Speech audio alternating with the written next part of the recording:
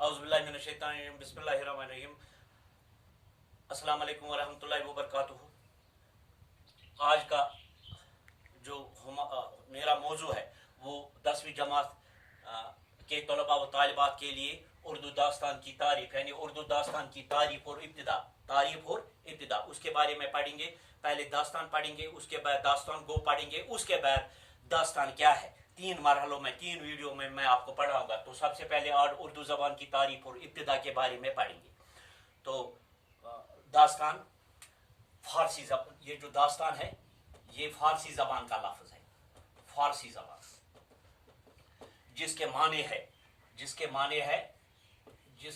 है तवील, यानी तवील के माने है वरिया जूर तवील गो यानी रेडियोस मज इम्ब्रो इस्माल मीरन दास्तान वनान सह ब्यास रेतस 2-3 रेतन वनान तवील यानी ये तो जिसके माने तवील के है।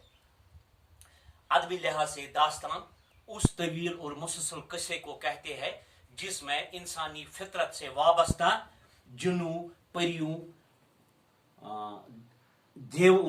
देवों के बड़े बड़े कारनामे बड़े हैरत अंगेज असलूब और पुरकुशिश अंदाज में बयान किए जाते हैं। तो यानी दास्तान फारसी जबान हुंद लफ्ज़ यमुक माने तवील यानी झूठ कस यथ मज इंसानी जिंदगी फितरत सत वाबस्त परियन हुंद, जिनन हुंद, देवन हुंद बड़ बड़ कारनाम तो हैरत अंगेज असलूबस हैरत अंगेज तो पुरकशिश अंदाज मज बयान करान। यथ कन देव हसा आ पत सह तुल तम मकान थोद तम हसा वोन अलादीन का चराग तम हसा दिस तथ ख तुलन थोद वातन हसा फलानी जाए। इथे कन अजब मलिक आशिक सह हसा द्राव पन्नस महबूबस छान सह हसा को जहाजस पत हसा फुट जहाज तथ गई पीस सह हसा 7 दोहन अकिस पच खंज पे पकान वोत सह तोर। यह गो यह हैरत अंगेज तो पुरकशिश अंदाज में बयान गो। अत मज जनन हज वगैरह अमन हज यह पुरकशिश अंदाज मज बयान ये कर दास्तान वनान। तो दास्तान का जो असल मकसद है वो बज़ाहिर इन कस्सों का हकीकी जिंदगी से दूर का वास्ता नहीं है, युस हकीकी जिंदगी मेन हकीकी जिंदगी गो यानी यह सा अम नश दूर यानी तुम हसा वत पत हसा तुलुक यह जिन हसा आय तुमो हसा तुल मकान वन। ये दास्तान का असल मकसद सामीन को कुछ मदद कुछ देर के लिए तफरिया व मसरत का सामान मुहैया करता है। बज़ाहिर इन कस्सों का हकीकी जिंदगी से दूर का वास्ता नहीं होता है, ताहम इनमें अपने जमाने के माशरत की अक्कासी भी होती है। जमान माशरत तम दो रिवाज वगैरह दरबारों में इसके लिए दास्तान गो बादशाह दास्तान गो मुलाजिम रखते थे और वो सामीन को कुछ देर के लिए दास्तान सुनाकर कुछ देर के लिए खुश करते हैं। ये दास्तानी कसा दर कसा होती है, यानी आज एक कसा कल दूसरा कल तो इसके बाद आगे ये तवील बन जाती है। तो दास्तान के फन का जो बुनियादी उनसर उसकी तवालत है। दास्तान का प्लॉट उमूमन गैर मरतूब होता है। दास्तान का मुसन्निफ लिखने वाला वो अपनी शख्सियत दास्तान से बहुत दूर रखता है। उर्दू में जो दास्तानों का ये तो दास्तान है जो मैंने दास्तान कहा है, दास्तान किसे कहते हैं।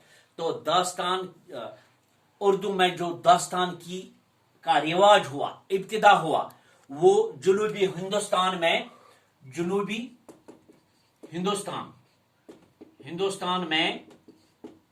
मिला वजही की सबरस, ये मिला वजही की सबरस दास्तान है। तो जुनूबी हिंदुस्तान में दास्तान की इब्तिदा मिला वजह की सब्र से हुआ। इसमें क्या है, इसमें इश्क और अक्ल को एक बेहतरीन अंदाज में पेश किया गया है सबरस में, मिला वजही में। ये सबरस 1635 36 1936 में लिखी गई है, यानी जनूबी हिंदुस्तान में इब्तिदा सब्रस से हुई, मिलावाजी की दास्तान सब्रस से हुई। इसके बाद शुमाली हिंदुस्तान में इसकी इब्तिदा क्या कहते हैं उसे,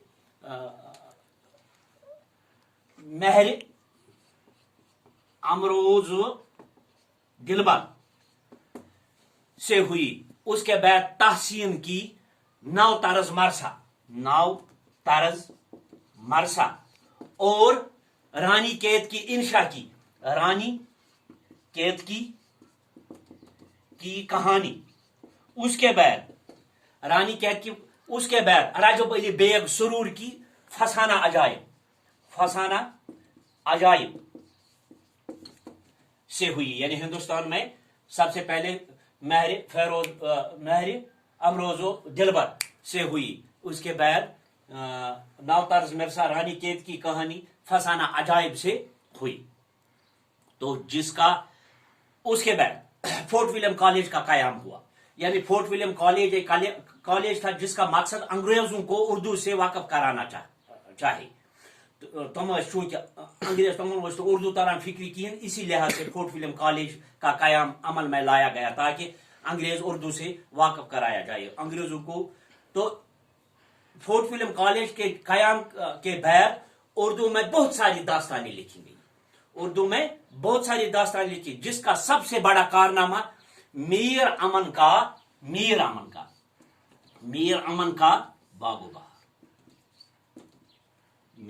का बागो बहार, यानी ये सारे खुद बोड़ कारनामा। इन अलाव उसके अलावा इसमें पता है ये थोड़ा ये जो मीर अमन का बागो बहार है, इसका ये फिर दूसरा इसका तर्जमा हुआ है।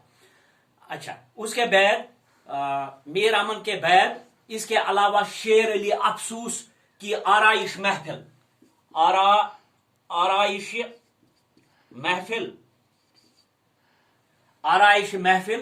और उसके बाद हैदर अली आतश की तोता